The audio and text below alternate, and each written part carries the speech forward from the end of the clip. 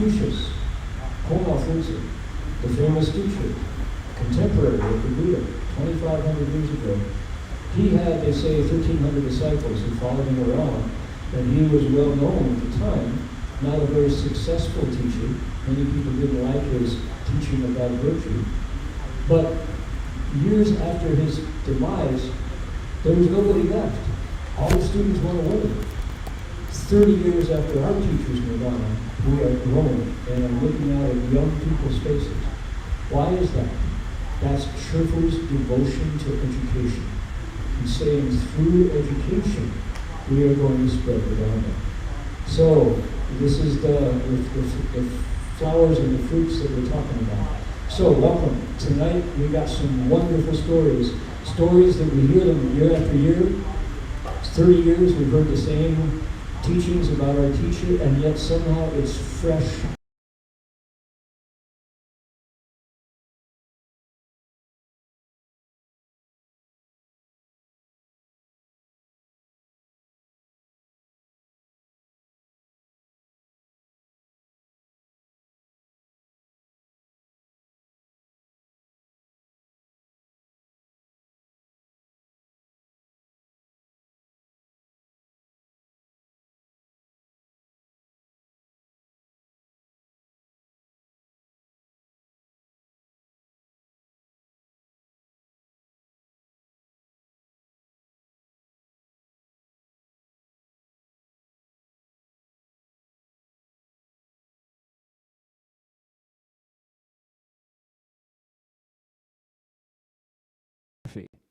With a pen and ink.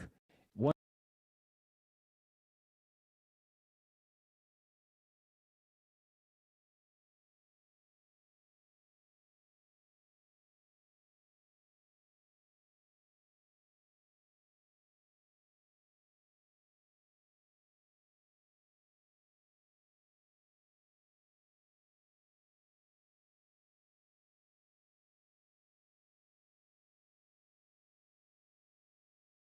from Carnegie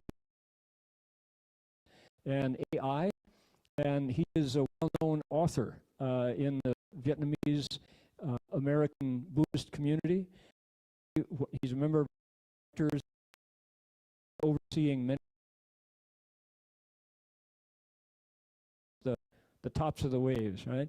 And then Sue Rounds is one of those faces who was speaking back in 2001.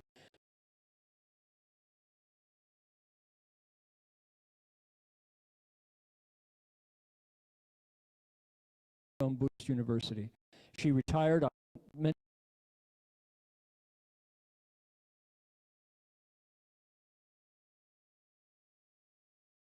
to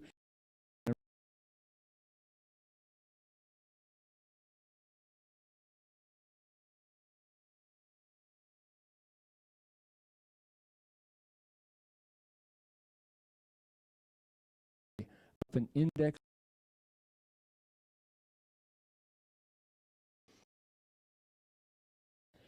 stood on that stage, which was a basketball court, and received the steps together 49 years ago. So next year we'll both be 50 years in row. Came shoes right behind us. You should have seen it. There was a basketball hoop, a net at the time. It was a basketball court. There were not these wonderful. So Dharma Lai has been part of not only City of Buddha, but also Gold Mountain, who first started seriously teaching in the West. So, Dharma Master, what stories have you got for us tonight?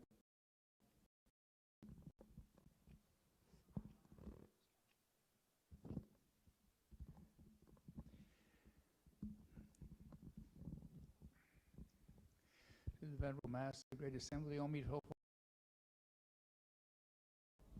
I'm very happy.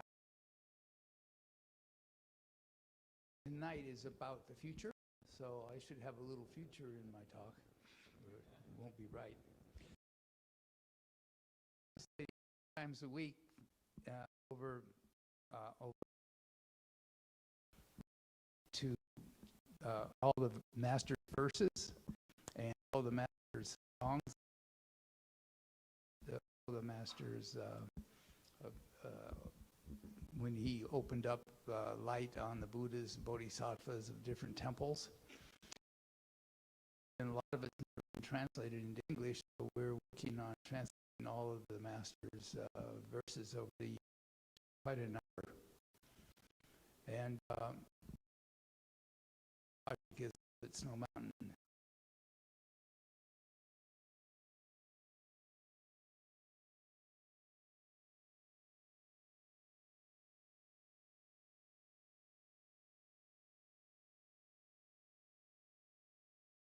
Most of you know already, but we found this through many years ago in 1974, I believe, was the first time I heard about it through a visitor called up.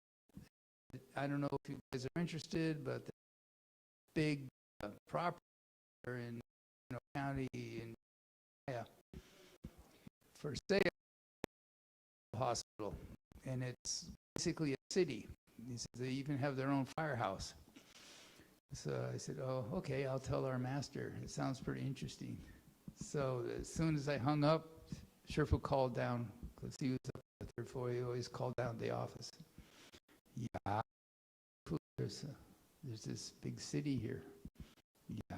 I said, it's got a whole bunch of buildings, several thousand square feet of different kinds of rooms and dorms and assembly halls. He says, how? He says, you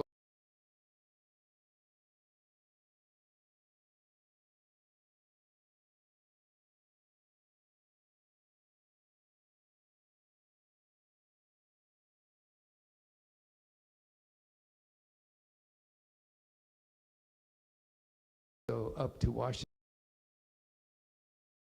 They had just organizing a kind of a welcoming world peace gathering in Seward Park in Seattle.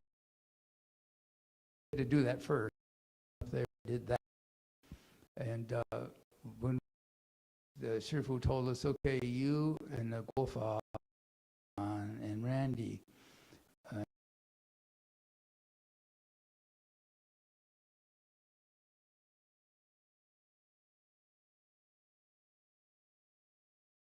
I said, okay, Shifu. So we went down the coastal highway.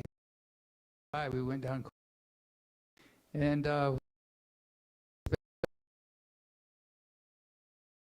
was two people to meet us. Wally German and Mr. Ruddick were here, and they showed us all over the property. And it took us a long time because it's so big.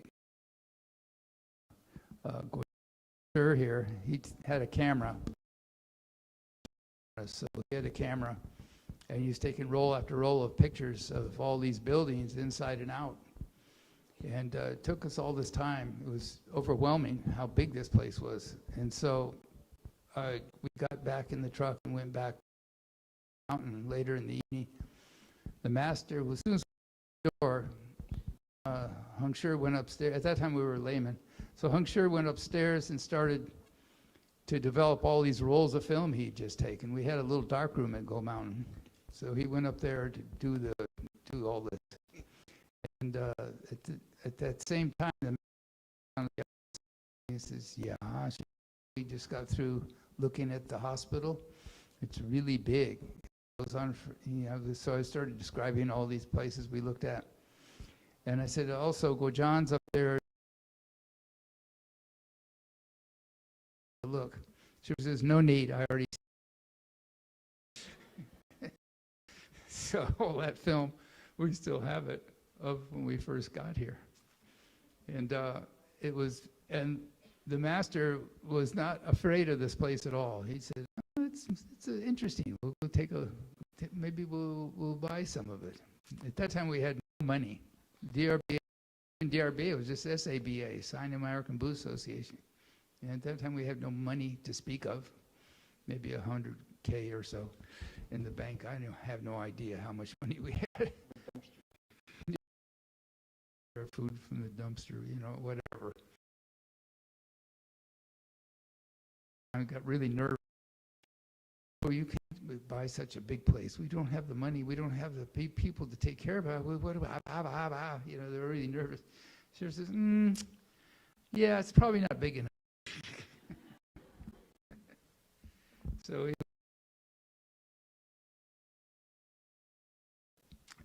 the master is a master at many things. He's also a master negotiator. And the person who owned this was a vineyard. They bought it from the government, from the state of California. It used to be a, and they put it for.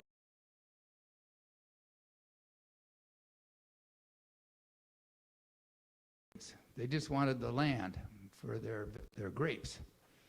And so they needed to get rid of this huge white elephant they had. And so many groups looked at it.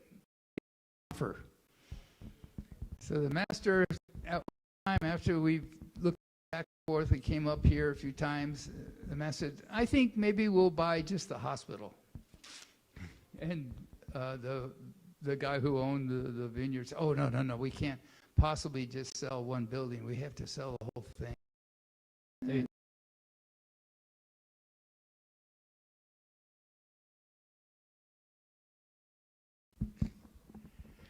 Yeah, at that time, there were grant money available for college, but there wasn't grant money to remodel old buildings. Money for new stuff. Couldn't afford. Nobody was buying it, and they had this. It was a big drain on this vineyard because they had to hire 10 guys just to mow the lawn, and they had all the sprinklers going every day, and it was very costly for them. So they got rid of it. And then over time, the owner finally said, okay, I'll sell you the hospital. You're so desperate. And she was, well, maybe we'll buy the Great Compassion House and Joyce Giving House too. Those two quads. I think maybe they're really nice. Oh yeah. We wanted to do a deal. And later, back and forth. Finally, the master says, maybe we'll just buy the whole thing. And so this went on, and people, our disciples, were nervous. They take care of this. She said, don't worry, everything's okay. But we don't have any money.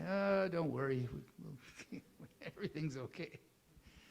So we finally set on a price, which was today it'd be just pennies on the dollar, and we bought the place, and slowly started.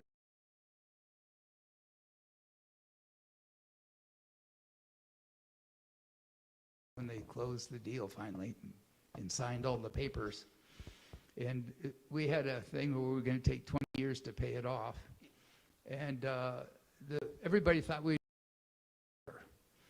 Because we were at Gold Mountain, which is the old factory building there in down the street of San Francisco, and it was a relatively small building, and everybody thought, well, Shifu will probably move up to a city of 10,000 Buddhists, and we'll all go move up there. But Shifu didn't even change the routine at all. He lectured 2 or 3 times a day, and we do Zalka, Wangka, Shangung as usual. Nothing happened. People getting really nervous. What's going on? Why are we not just sitting down here? Shifu said just a handful of people up there. He said Bob Olson and Soon, who's Jim, and said a few people up here to take care of getting some water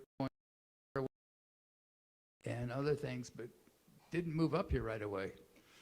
He had only one monk, former Hengguan, was up here, and a handful of laymen just to keep an eye on the place. More and more nervous. And more and more of our disciples, started going up here and looking at all those nice houses on Cottage Lane. I said, boy, our family can move into one of these. It'd be really wonderful. So they slowly start moving up into these houses.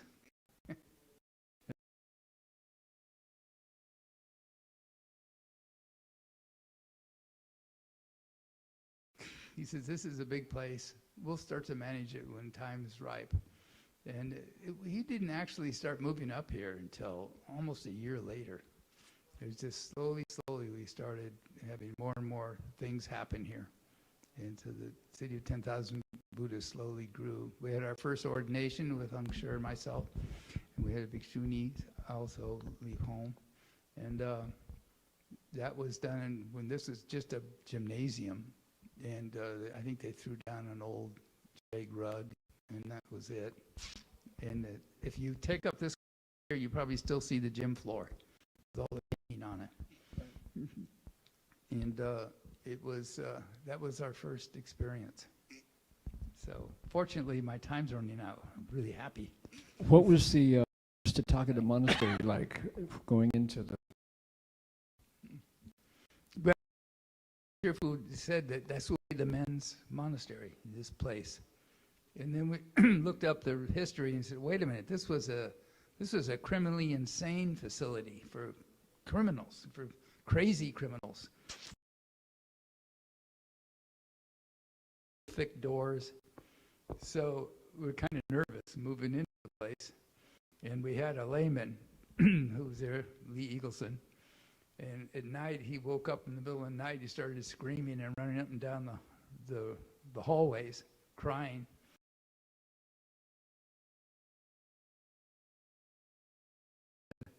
He said he saw somebody sat on him and he couldn't get up. And he said, that was just a Kulumbana ghost. Don't worry about it. He says, start reciting Guanyin. Help cross over all those former inmates. Apparently, there only one person ever escaped prison here. Crawled, squeezed his body through a ventilation vent up above in his room, dropped to the ground, ran into the city of Ukiah and got arrested right away and sent back. Escape. The funny part about the monks is, lock us in, lock us in. We're home finally. So that's some of the background of City of 10,000 Buddhas. And there was a signing ceremony down at Gold Mountain Monastery with Beckstoffer, the wine grower, the vintner, and his lawyer was there. And I have a photograph of myself and Richard Josephson. I don't know if Richard's here. We were, that the deal went through, we were fasting, I remember. And this is a guy who can fast for a long time. I am not a faster. Shifu told me that's not my dharma, but Hung Lai did 18-day fast, 3 or 4 times? He was able to not eat 3 days. Cup of water, 36 days. So this is not that fast, but we were fasting to make sure that the deal went through. That I uncovered of Shifu signing the deal by the City of 10,000 Buddhas. And I remember one day Master Hua said, he said, this place already exists up in 3 steps, 1 bow. Hung for the first one. We were bowing along somewhere in Big Sur, and Shifu came down with Fang Guo Wu and a young laywoman who had been doing Tai Chi Chuan, Su person. And that was the future Dharma Master Heng Liang. So I remember seeing her when she was still, just had arrived at City of 10,000 Buddhas. So, Dharma Master, please.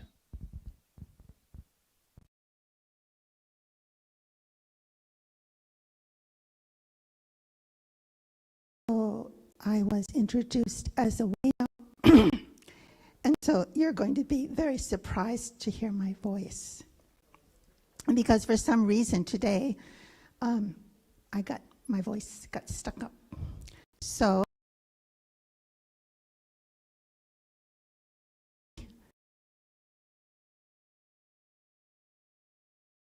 told to tell story. So now Dharma Master Sure said we need to be go into the future. So a story by definition is something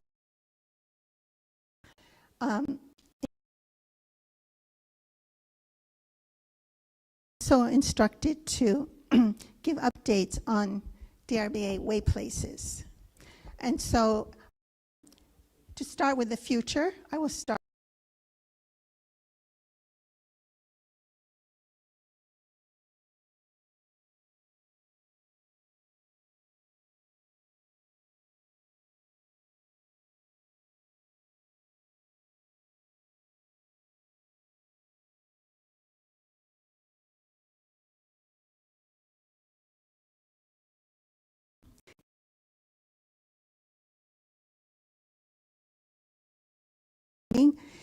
and they continue to develop their skills in turning the Dharma wheel, conducting special ceremonies and events, and providing Buddhist education and activity. In itself, this world is remarkable, unprecedented. The Master's virtue, compassion, wisdom, and tireless and skillful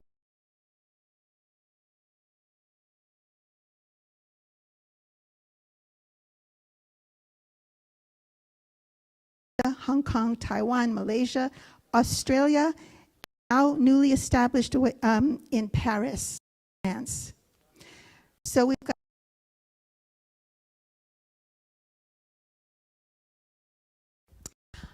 now I think Dharma Master Sure mentioned today that 29 way places on the DRBA website are listed 25.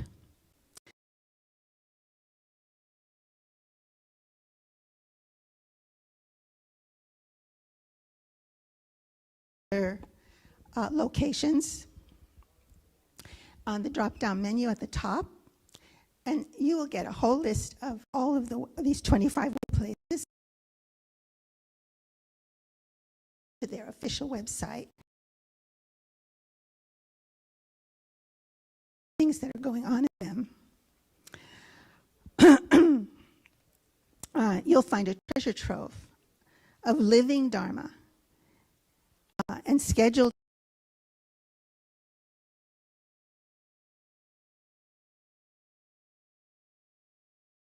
also offer many of these things online. So no matter where you live, you can actually visit virtually every single day. But,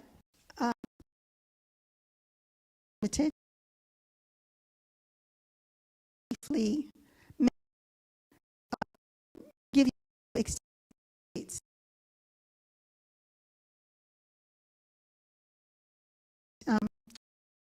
list of all of this, because there are too many.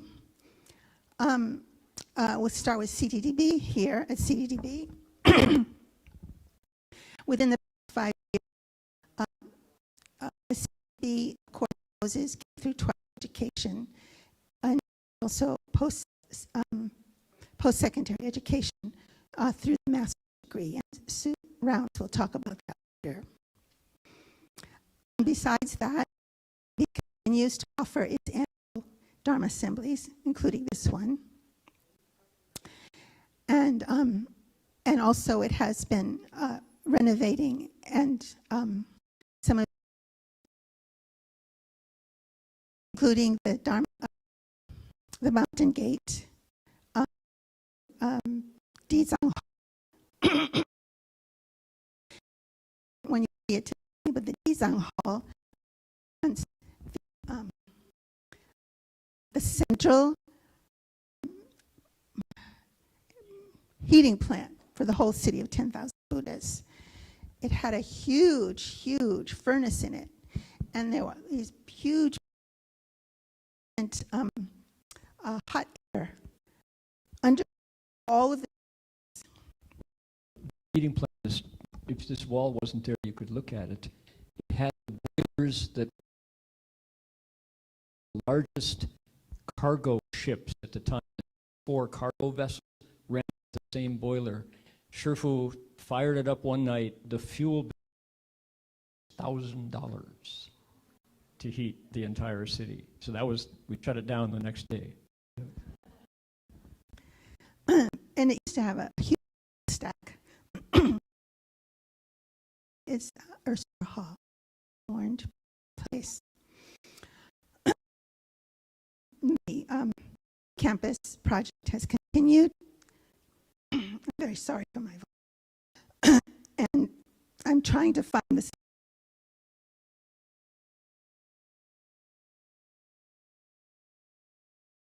I'm not sure.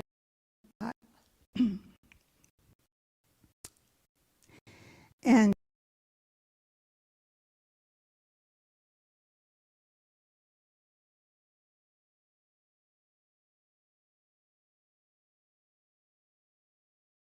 it's rain. I hate to bring that up. It's kind of depressing. Anyway, so next biggest way place, DRB. Established that in 1994. Nirvana, way place for trains.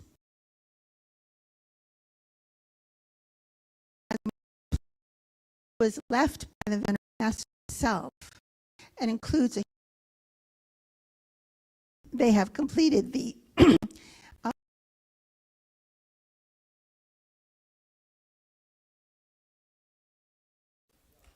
and meanwhile they have maintained and upgraded all of the other buildings there. So they're very, very and see. I want to also point out way places are understaffed. So if anybody wants to leave home and become a nun to help us stay places, you can contact us. So next I'm going to talk about in the north, Gold Buddha Monastery. Last year, Gold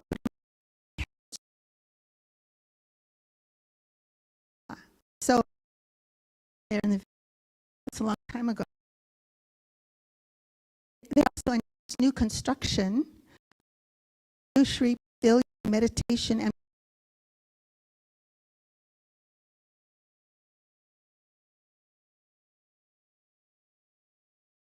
the Manjushri Pavilion has now started construction, and it will consist of a multi-story building and an underground parking garage. Offer a structured program to pursue systematic Buddhist knowledge and spiritual growth. And it will also be a residential apartment building with priority given to. Meanwhile,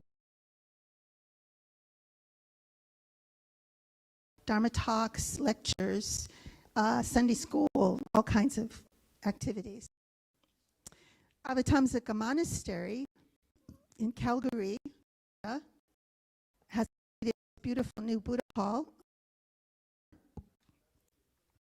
and continues to offer pure vegetarian food to the public. The manager of the large property in Golden is a very beautiful place. When the master was in the world, he announced that in the future, Golden would become a second CTTB and be a place where people could go. The rest of the world was uninhabited, which will be happening sooner than we think. Developed, but in September,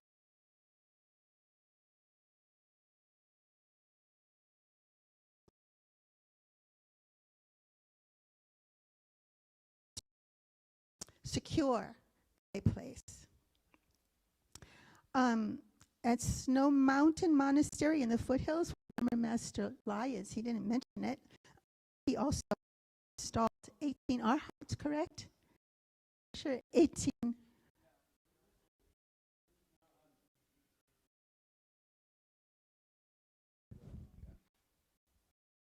Yes, we've seen arhats on the path.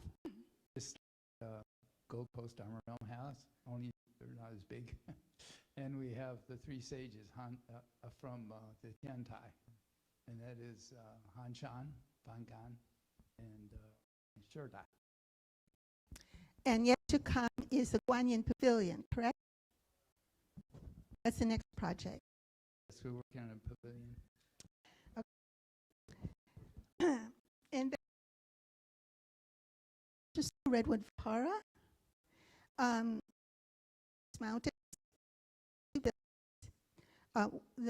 one very recently in this past year, and has wonderful activities there as well. They're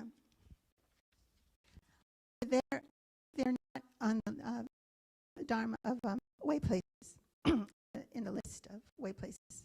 So you can just go online and you'll get information. Gold Summit Monastery in Seattle acquired a new building across the street to expand its abilities to cross over living beings, and in that building is a Chan Hall, and I think there are classes there and Sunday school and so on. The most recent, in 2023,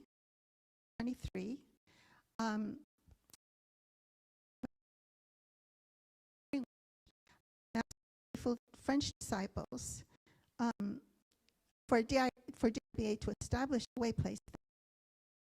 DRBA, Master Lai, were invited to Paris to conduct a week-long Dharma assembly.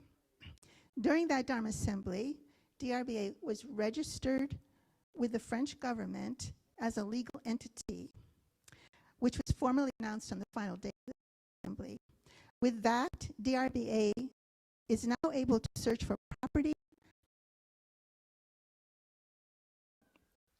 And recently, a suitable building and location was found in Paris, and the bhikshus hope to obtain government approval to complete the purchase and move in. Right now, they're offering summer camp and Paris. And DCDR in Australia, much of his time, in stage of its expansion project.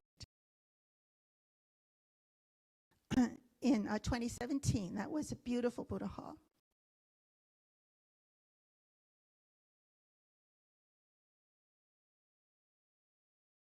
The main gate for Heavenly Kings, kitchen,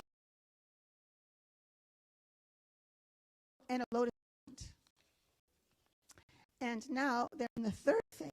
The third phase is scheduled to begin this year, and it will be a multi-function center, a Guanyin hall that will allow 200 people for meditation and 440 people for praying. And so you can see that all of the, I haven't been able to about all of the way places, but all of them are vigorously growing and expanding and offering. Okay, so that's my report on the way places. Or should I stop? You still got time. I still got time. My voice getting stronger. Yep. It must be the good energy in the hall.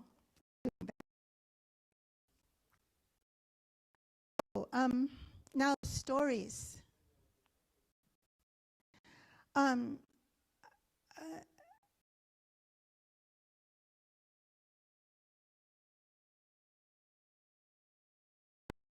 With two stories.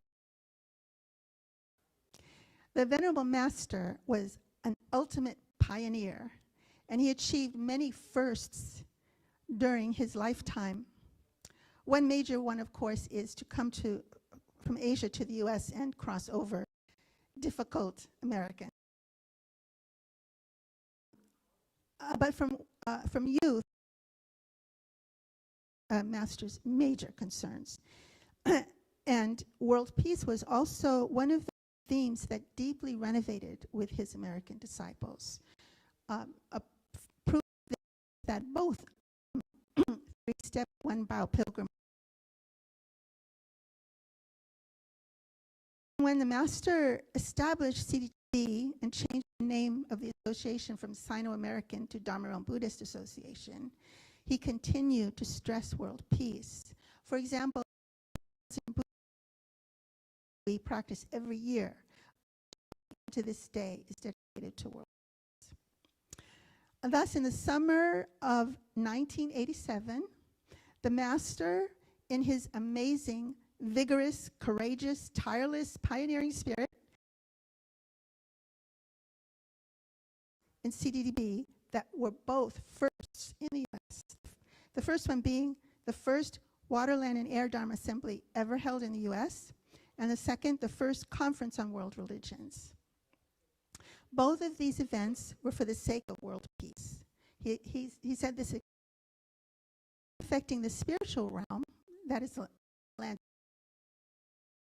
socio-cultural religious realm, which was the the religious conference on religions. Stop me when my time is up, please. So the Dharma Assembly was held July 17th to 24th. That's again in 1987. And Shifu invited 63 Buddhist monks from China to come. And if you know anything about modern China's history, you know that that in itself was a miracle, because at that time China was closed. Revolution. And so that in itself was amazing. This group was led by 3 very prominent monks in China, as well as Dharma Master Zhe Guang. And they held a set. And you may not know that this Dharma Assembly was first composed in the year 505 AD to become the official Chinese Mahayana ceremony for rescuing souls who had. Now, these souls are not just soldiers and people. These souls include every living being that exists in water, on land, and in the air. That means every living being on the planet. And we know that the ravages of war decimates the earth. All the living beings that dwell upon it, and creates an energy that covers the world in darkness and despair. And so this Dharma Assembly is designed to cross these living beings over in order to mitigate the suffering, despair, and resentment that result from war and bring light and peace to the world. This Dharma Assembly, therefore, was a most serious, stately, solemn, and dignified event. It was held in sitting in tonight. Yeah, here was there were 5 dasher representing the 5 masters. 5 masters representing the 5 directions Buddhas. Each master had a different color canopy. And they were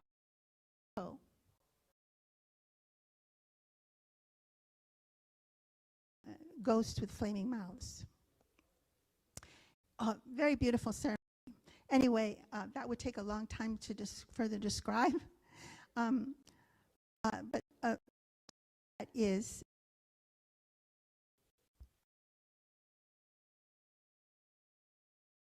to before and during this Dharma Assembly.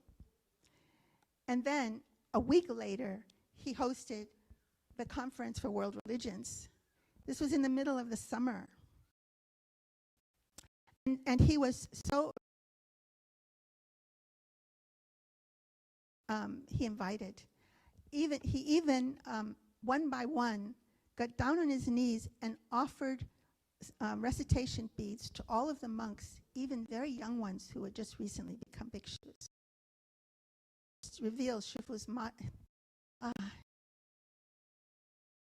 ego. And anyway, after the spectacular completion of the water, air, and land, what do you think? What did he do?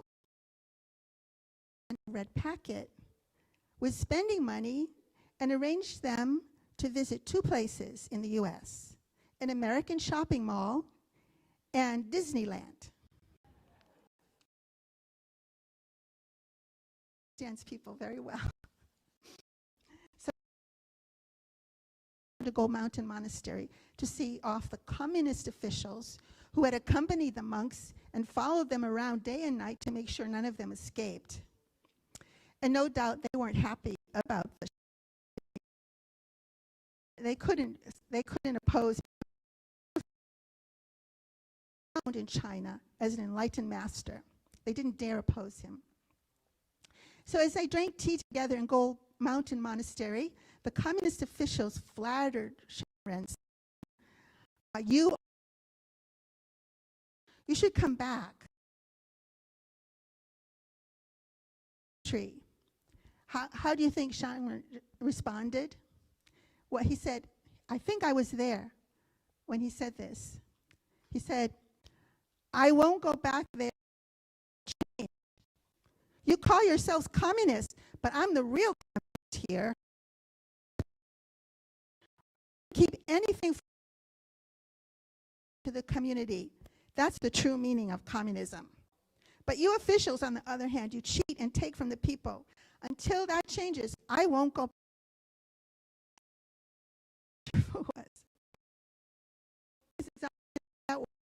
He came back to CDTB to host the World Religions Conference. It was called the Conference of United World Religions. It was held August 1st through 8th. And again, he stated clearly the purpose of the conference was to promote world peace. His rationale was that if all Buddhist leaders of all the world religions could dialogue in mutual respect, how could the world not be peaceful? So in hosting this conference, is my time up yet? Should I keep going? Okay. In hosting this conference, his intention, which he was interviewed in a newspaper, and he told the reporter that his intention was not to and to attempt to convert people to Buddhism. In fact, his hope was that each person of faith would adhere to the teachings of the founders of their respective religions, and that those founders contradict each other on a basic level. They all agreed to basic human ethics and virtues. So with this attitude of mutual respect and appreciation, the master was able to bring together leaders and practitioners from many different religions. Each day, 50 to 75 people attended. Each morning and afternoon, the conference began with a keynote address for about an hour and a half, followed by an open mic. The mic was passed around. Anybody could speak for 5 minutes. And from the first event, Shifu established the Institute of World Religions for the 10,000 Buddhas, and then moved into. Now I will end my talk with a story from that event. I believe it was the final day of the conference, midsummer. It was around 100 degrees that day. At that time, an extremely devout, you could say zealous, passionate Christian had made a pilgrimage all across the southern United States, carrying a big, heavy wooden cross, dragging it on. And where he ended up in front of our mountain gate on the last day of our conference with people he had picked up along the way, and they were all protesting. They were protesting Buddhism. They walked in a circle, and he carried his cross, and their protest signs. Some of them said something about Buddhists being demons or whatever. Anyway. Jesus knows everything you're doing is false. Okay, our messenger's mind is really clear. Okay, so would visit the AO to find out check things out, find out what's going wrong. And at that time, a monk, his Dharma name was Heng Sure, was behind And just as the master was walking in, Dharma Master Gong said, "Shifu, there are these protesters at the mountain gate, and they're very angry. What should we do?" And Shifu immediately said, "Oh, it's very hot. They must be tired. They must be hot. We should go there and invite them in." So he hopped on his golf cart, and he brought Heng Sure with him as he was a witness. He described this whole event. Got to the mountain gate, and Shifu, welcoming, kind, like open attitude, said,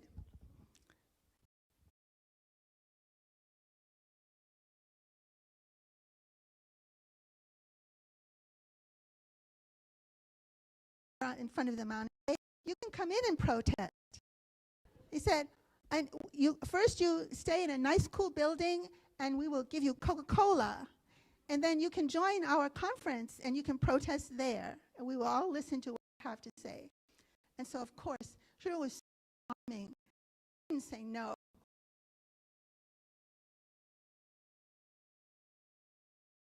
They drank Coca-Cola, they cooled off, and they joined the afternoon conference. And during the conference, the usual pattern, there was a keynote speaker. And after a few people said a few words, one of the protesters said, "I believe the only way to salvation is through faith in Jesus Christ." And so Shifu had been walking, he always walked around during these kind of events.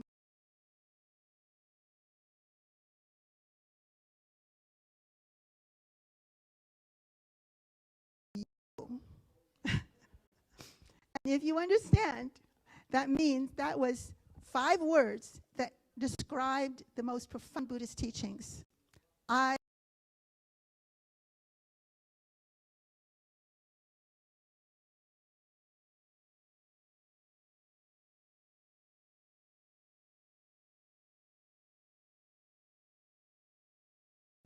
You found the sweet spot there. Who went out to the front gate.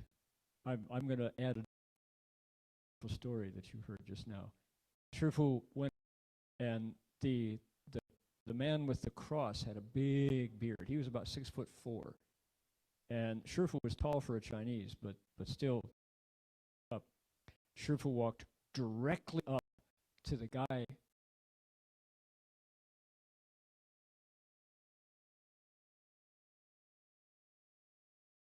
Cloth robe, and started to pull him physically into the gate.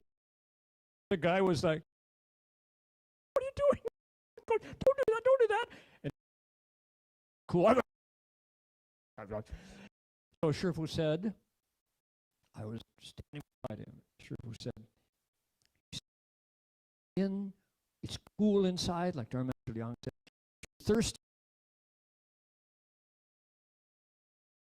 He said, "Do you know why I can say I welcome you? It's because I have Jesus' spirit of love in my heart for you."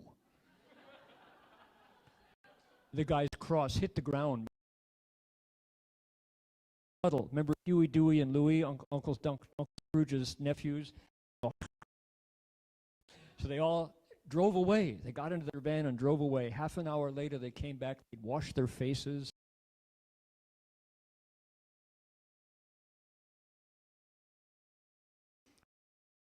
"How you do it? We've had trouble with these guys for they're just chaos." He said, "You tamed them. How did you do it?" Shifu said, "That's what I mean by no fighting," he said. Dr. Bu.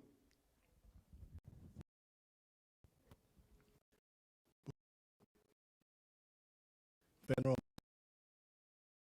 and Dharma friends, my name is John Vu. My Dharma name is Chin Dao. Today, I would like to share some experience with my Shifu, Venerable Master Xuan Hua. Many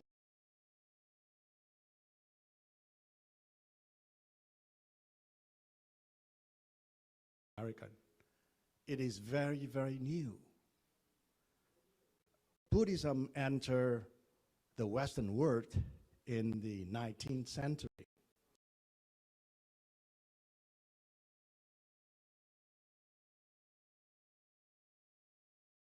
Mostly from the academic scholar, which is not much of a value from my point of view.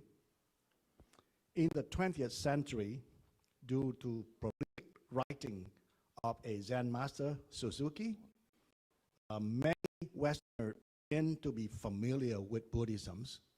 But at that time, the writing giving a very unconventional perception that Buddhism is mostly about Zen. When the Dalai Lama, many monks follow him and begin to propagate Buddhism in the Western world. But to most of the Westerner, Buddhism is all about ritual and mantra and not much. Only when the Venerable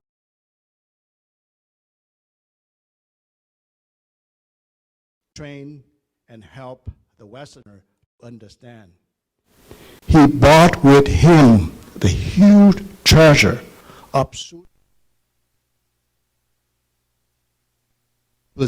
precept and ethics. That is the first time the Western world has a complete picture of what Buddhism is all about. And the seed has been planted. It is up to all of us to nurture that and growing it and help Buddhism to prosper in this time. I'd like to share with you my experience with Shifu. I have been a Buddhist for all my life, and my family is also came from a very Asian traditional Buddhist. I went to Vietnamese temple and I was a vegetarian for most of my life. One day, the abbot of the Vietnamese temple tell everybody that there's a very important Dharma master come to Seattle, and you all have to come to see him. I have no idea who he is. And I have to say that if you see Kuan Yin, you have no idea about Kuan Yin. So we all went to the Seattle temple at that time with no idea, no perceptions. And I just one of the many people to come to see a Chinese Dharma master with no idea who he is. So I in a corner, and Venerable Master was giving a talk in Chinese, and I was sure to the translation. Suddenly, the Vietnamese abbot told me that, you do the translation to Vietnamese. It was a shock to me because translation, especially translation in Buddhist term, is not easy. So I sat in there really in shock and trembled. And when the Venerable Master started talking, I'm quietly pray for the Buddha and Bodhisattva to help me to do the translation, at least correctly, because I was really afraid I may say something wrong. Venerable Master stopped, and when he stopped, Dharma Master Sure do the translate into English, and I have to do the translation from English into Vietnamese.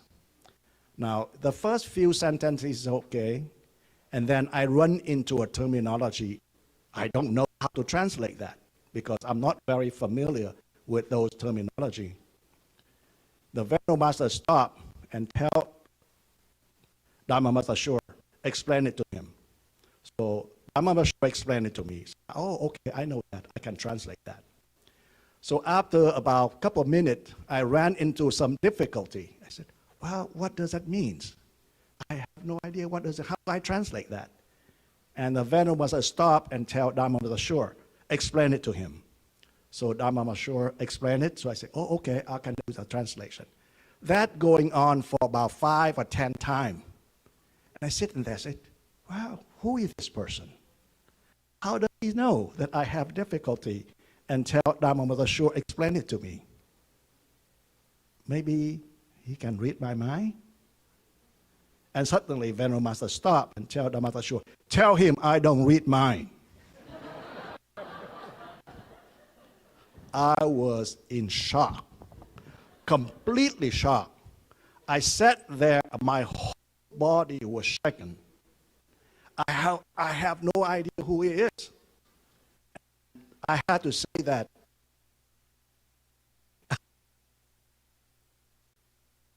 it's really, really strong. And I sat in there trembling for the rest of the talk, not saying anything. So of course, after the talk, we all left and we went out and bowed to the Venerable Master. When I came to him and bowed to him, suddenly he pulled out from his pocket and gave me a business card. And I said, what is that? You know, when you do business, people exchange business cards. But the Venerable Master gave me a card, but he didn't give to anybody else. So I say, you know, of course, I say thank you, and I put the card in my pocket and left. I went home, a little bit shocking, but things happened, and for many years, I forget all about it. I have been a cultivator, and I recite sutra every day, twice. Recite Amitabhas, and we are vegetarian, and we practice, we cultivate. But for many years, I make no progress. So one day, I told my wife, we cannot cultivate by reading sutra, by reciting Amitabha's name. We need a master. But I know a lot of other people. I met many, many masters from Tibetan tradition, Vietnamese traditions, and Southern Buddhist tradition. I haven't seen anybody I feel comfortable with. So I told my wife that it is very difficult to cultivate all by yourself without a master, a shifu. So one day, out of complete desperate, I come in and say, we can't go on with this. And I open my drawer. And on top of many, many business cards, the one business card with the name of Venerable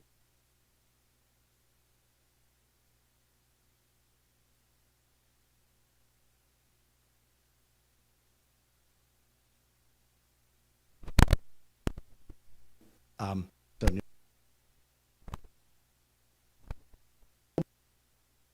friend,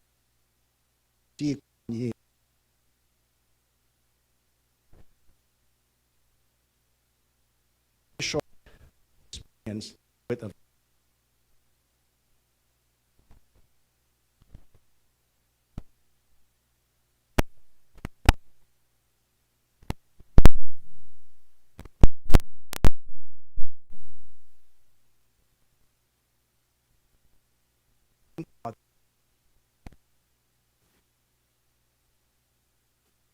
sutra, nation. Every time I have just open any sutra, Lotus Sutra, Sutra, Amitabha,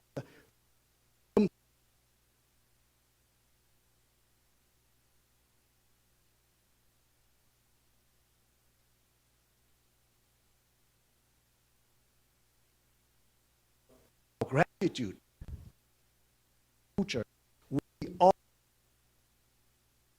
to help that Venerable Master planted in this country, to help them to grow. This very changing time. We need new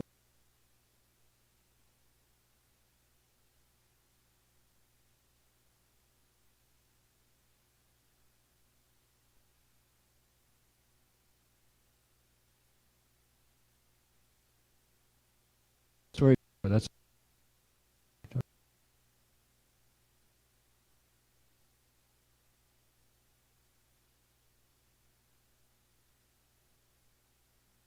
Root teaches is part of the Gold Summit community.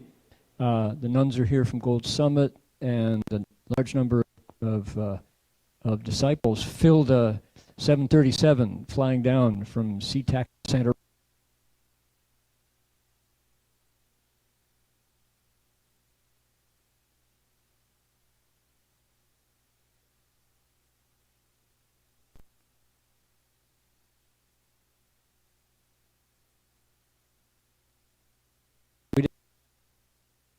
Also,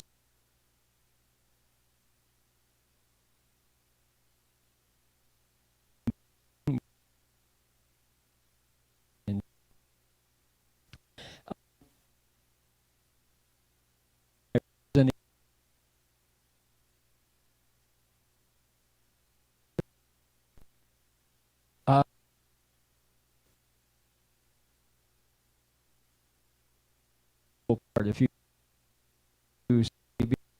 since it had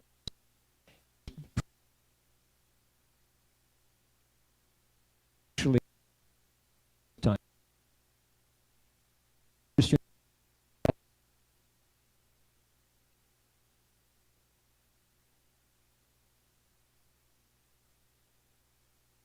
one little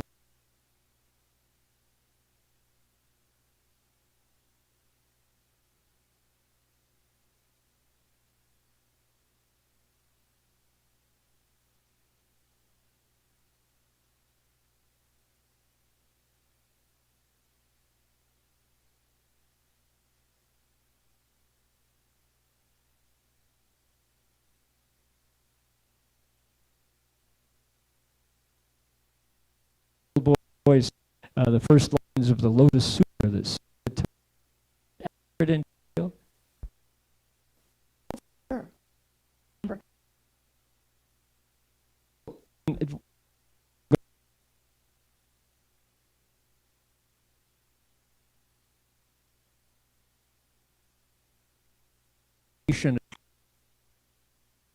of flower says grows in house.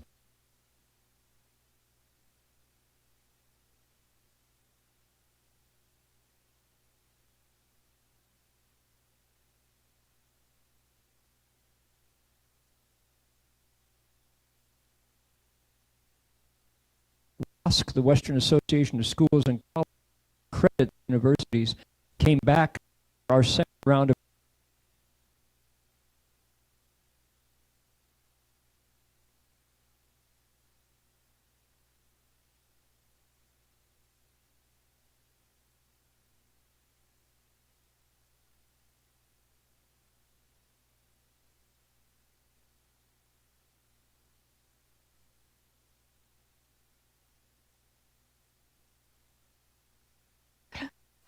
but maybe I'll just say a little bit about that's been my focus for the last 11 years. And I was involved in DRBU at the very beginning. I was here and worked on the catalog when we were trying to get approved to state.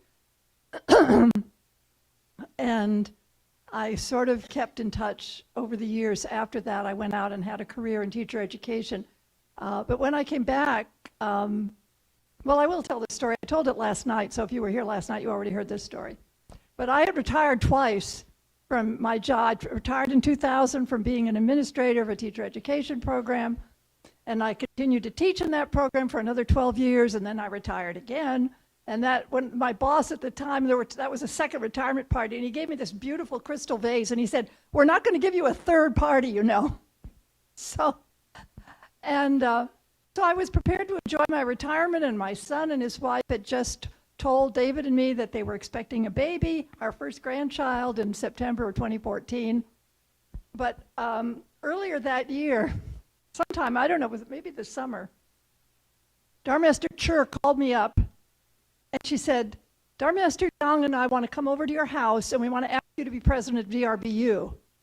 Wait, what? Well, you don't say no to nuns. You don't say, no, I'm a bit too busy, can't see you. So I ran into my and I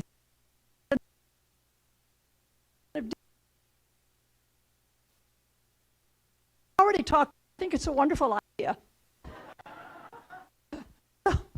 So that was it. So for the next 11 years, I just, I'm actually officially retiring June 30th, but we just had our big commencement, and I went through several boxes of Kleenex and so forth. But so let me just tell you a little bit about why I think it's so wonderful. And when people say Shifu is still here, I know that he is here because DRBU would not be thriving the way it's thriving now if he weren't still driving the bus.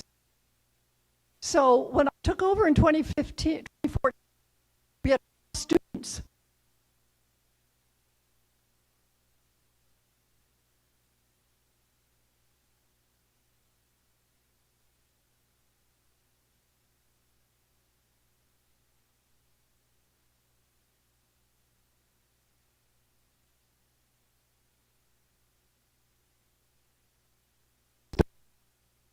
For DRBU.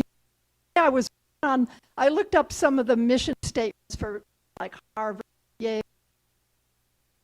It's an inspiring mission. And also,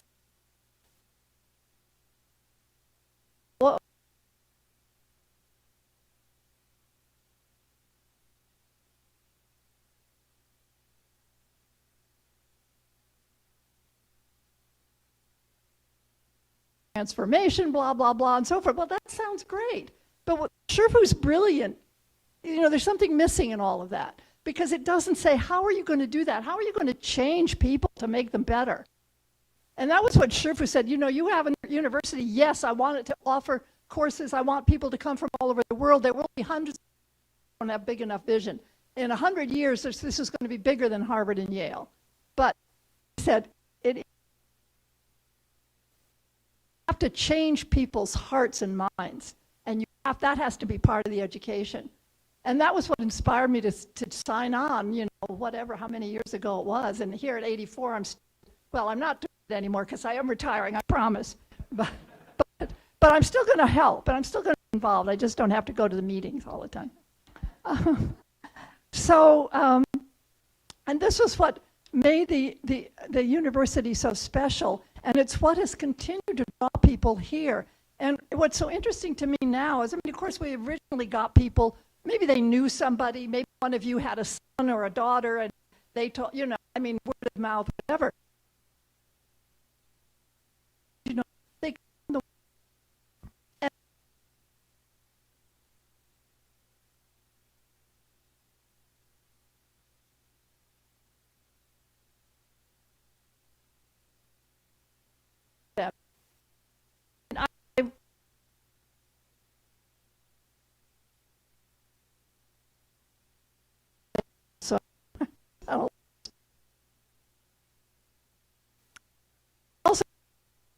from Argentina, Canada, China, Costa Rica, the Dominican, Myanmar, Nepal, Norway, Russia, South Africa, Taiwan, Thailand, the United States. From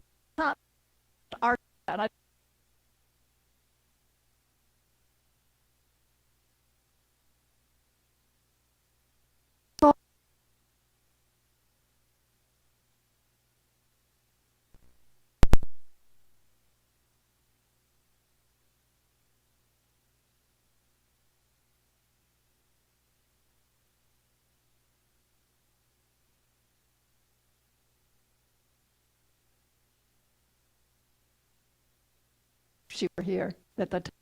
I came going to make me a person inside and out. And that's the prerequisite for me.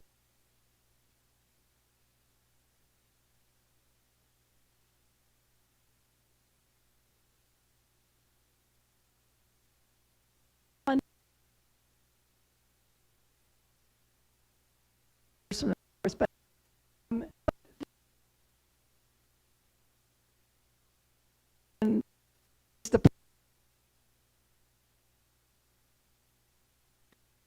we were going to change themselves from there right out. Do that in this environment. Another one. At the end of the day, life is one big test to see how you will react. Remember, Shifu? Everything's a test to see.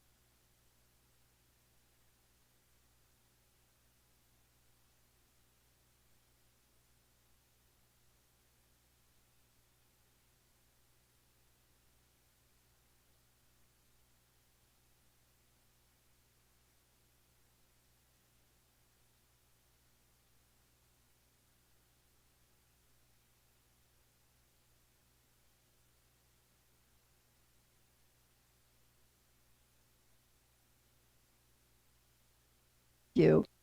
DRBU has taught me. Another one. I have discovered the light within me. I know that after I leave here, even in the darkest times, that light will never be extinguished. And finally, I didn't like the person I was when I came here, but I like the person I have become. I leave here to enter the world as a real human being. And when we hear things like that, we know that what we're doing here is working, and it is, I firmly believe it's the only thing that will change the world. It's the work that we do here and the way we help the students. And so my dream is I won't be here to see it. I'm 84 now, and I don't think I'll be here to see the fulfillment of Shifu's vision when there will be hundreds of students here, and it will be the equal of Harvard or Yale. But I firmly believe that that will happen, and maybe some of you here are young enough that you will be here when that happens. But I guess somehow I'll know. Wherever I am, I'll somehow know that it happened. So that I think that's enough. I think our time is up, but I'm just so happy and honored to have been a part of this journey from the beginning when Shifu first set up DRBU and to see what it's become now. Thank you very much.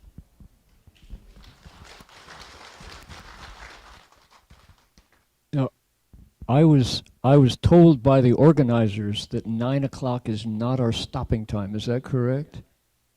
We have official permission to go a few more minutes, so don't yell at me if you think he's forgotten the time. All right. So we've heard from Dharma Master Lai, looking at the place that some of the seeds that were planted that are blooming in this very building in this city. We heard from Dharma Master Liang about beyond City of 10,000 Buddhas, all the different branches and amazing stories about the water, land, and air and the world religions gathering. I might mention at the United World Religions Conference, these folders were handed out. This is from that conference. I've carried it ever since. We heard from Dr. Vu this amazing story about a monk who doesn't read people's minds, but somehow knows. And when the time, what do they say? When the time is ready, the teacher appears. When the student is ready, the teacher appears, right? So, and then Sue gave us a remarkable biography of faith and practice. We have filled the 10,000 Buddhist Hall tonight.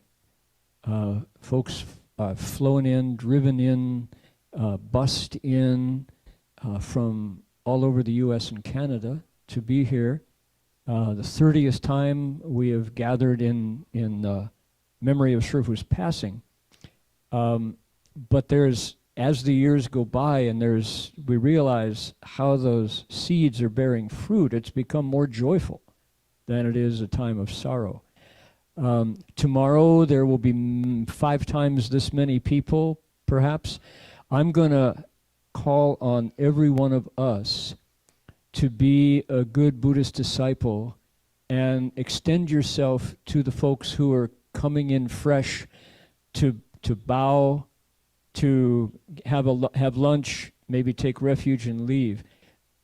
Be kind to those folks. They don't have the opportunity to hear the Dharma.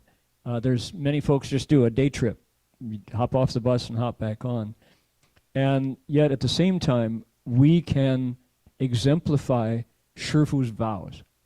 What brings us here in the first place is one human, son of a farming family in northeast China, who made remarkable vows, 18 vows, which gathered all of us in. And folks who are coming because they've heard it's Re now up at City of 10,000 Buddhas, and their sister was going, so they hopped on the bus. You never know when those vows get activated. Just like water on a dry sprout, it just pops up green. So grateful that all of us could be here together to see each other, to listen to each other, to be wholesome Dharma friends to each other. And if we all make it our responsibility to welcome other guests, then we will pass through the next 48 hours with no fighting, no greed and no seeking, no selfishness, no self-benefit. Yesterday, an American disciple who had been part of Buddhist Lecture Hall told me that he said, you know, I hadn't been up to the Sharira, to the wordless hall for some time. And he says, we cultivate, I think of Shifu every day. I got my Dharma name from him years ago. And, but I went up to the wordless hall, and you know there are those counters, those kind of like those display store counters there. And inside them, he said, you know, there are Shifu's artifacts, his robes, his beads, his shoes. He said, I looked at Shifu's robes, and they were plain, they were simple cloth, well worn, and I realized the last time I'd seen them, he was wearing that robe. And I got this deep sense of peace and purpose in my life just by looking at that robe. He said, meeting that teacher is the most important thing that grounds me to myself and to the Dharma, he said. So of all of the external works that Shifu put together, creating the Sangha, creating the instructions for lay people, how to cultivate as a family, how to be a good Buddhist family, how to raise Buddhist children, how to educate people, how to leave home and become monks, how to explain sutras, have the Buddha's voice be heard in the languages of the world, how to set up schools, his lifelong mission, and then how to be part of a religious community of believers, so that my first Catholic Mass was celebrated at the City of 10,000 Buddhas, right? So that rabbis, that Baptist ministers could come and sit together with fundamentalist Christians and talk about truth and talk about principles. These are the external things that Shifu set up. But as Dharma Master Lai is always saying, Shifu's project was making Buddhas and Bodhisattvas and Arhats. That's really what he was about. Bringing the Dharma to the West in this time of chaos and tremendous change, probably along with climate change, the fastest moving, most irresistible change in society right now is the advent of these devices, right? Right? There's how many hours? They say the average child spends 9 hours a day on screens these days, right? In this time of incredible change, following Shifu's Dharma, we can find our way back to that place inside that doesn't move, that doesn't change. They talk about it as the Changji Guangjingdu, right? This land of still, permanent, pure, brilliant light. It's a long road back, but we're here at City of 10,000 Buddhas. Congratulations. Here there is someone who can point us back. All we have to do is take one step at a time in whatever role we are, as a father of children, as a wife of husband, as a student of teacher, as a sister of sisters, of a brother of brothers. Dharma friends here together, each following our own path, back to that place inside, right? When we find the mind, we don't move an inch. That's where Shifu points us, back there. So the mind ground teaching is really the way Chan masters of historically to the present have always shown us the way. And you know what? You can find it here. Shifu set up City of 10,000 Buddhas like a sandbox, like a playground for us to come pick up which of the 84,000 methods appeals to us and put it into practice. The only requirement is that we don't fight, that we're not greedy with each other for more than comes to us. We don't seek, we're not selfish. We don't grab for all the gusto we can get quicker, right? Tomorrow at lunch, if somebody grabs you that baozi, give it to them, right? Say, Amitofo, you take it, right? And we don't tell lies. That one, particularly for me, is the most important one. So, which one is, which toy are you gonna pull out of the Dharma toy box to play, to get through the falseness back to the truth of our own hearts? It's yours. Shifu gave it to us. Here we can cultivate to our heart's content. Most people run right by, looking for, trying to make it pay, right? It's just, nobody owns the Dharma. There's no copyright on it. Buddha gives it to us with both hands. Shifu wants us to pick it up and explore it. Probably the fundamental thing that I think if we understood deeply, I think we would not be turning our backs on our teacher, is this thing called the Bodhi resolve. And that's the traditional classical way is Shang Cheng Fo Dao Xia Hua Zhong Sheng. That's the way the Chinese, above becoming Buddhas and below teaching living beings. I think that's an inaccurate translation. I think that's the wrong translation. It's not that the Buddha's up there somewhere Shang and the living beings are somewhere Xia. It's not that. It's time, not direction. It's ultimately, right? It's what's my highest potential? Wisdom of the Buddhas.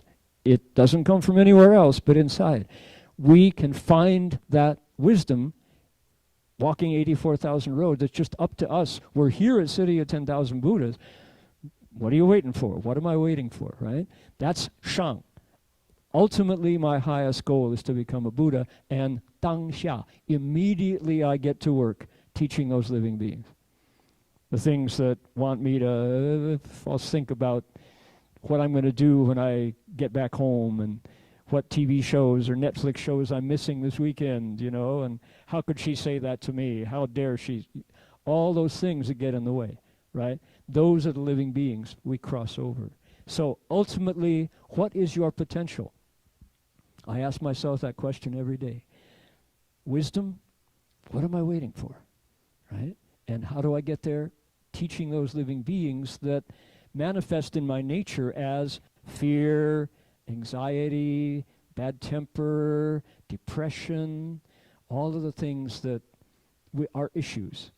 You know what yours are, I know what mine are. That's what Shifu said. Get to work with your Shichi and Maobing, because Buddhahood awaits the other side. So here we are, 30 years, we've been looking at each other's faces, coming back on this holiday, and tomorrow's a big day. Some of you will take refuge tomorrow. Some will take the precepts tomorrow. I want to say to folks, we can't get to Vietnam yet. There's a big delegation that's come to plead with us to please come back to Vietnam. Not yet. Not yet. Time isn't right. I don't know if you agree with my opinion, but not yet. Not yet. We hope. We'll gua hao, right? We'll make a promise that when the conditions permit, Vietnam is in our future, definitely, but currently travel and politics and all, time isn't ready yet. So be the best international citizens of the Dharma realm today. If we are Vietnamese Americans, be good Buddhist Vietnamese Americans right here in America. So that's it. Tonight was rich with wonderful stories and things I'd never heard before. So it's ever new. These reminiscences of our teachers, they get more mature as the years pass. So I think we're ready. Jintuan, our time is up. We're going to do our dedication of merit, and you're going to lead us, or who's going to do it? Who's our Wayno tonight?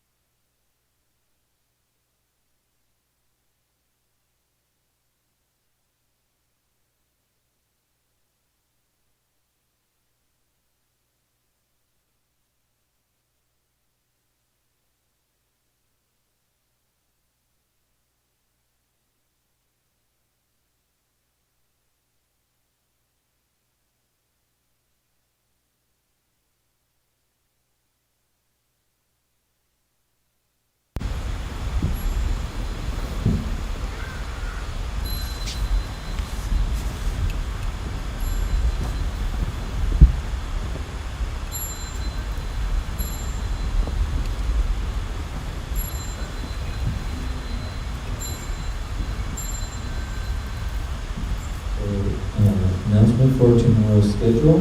We will begin with morning chanting here at 4 a.m. and there will be universal dancing.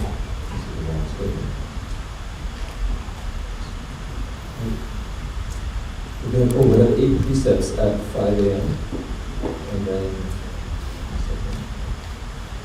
we have 3 steps, 1 bow at 6:50 at the mountain gate.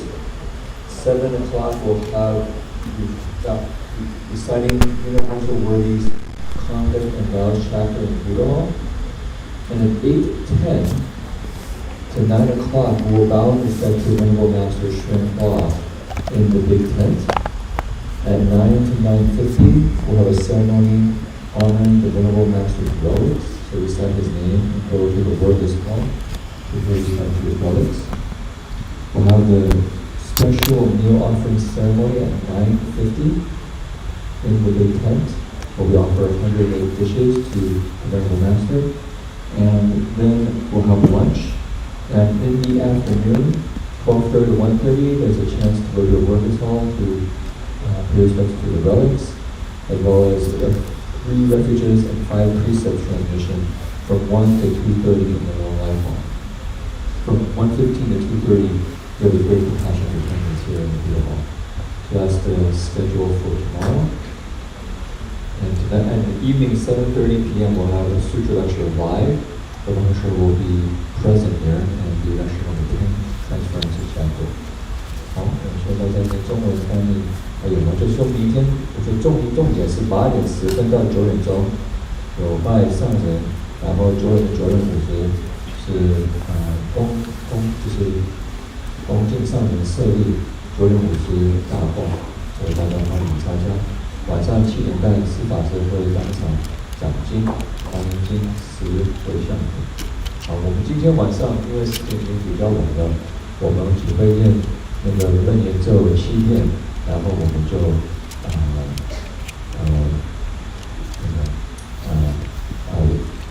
bow to go in the west. We recite the Shranga mantra 7 times, and then finish the ceremony with the bow to go in the west, refuges, and the final exhortation. So recite in place will not so handle it.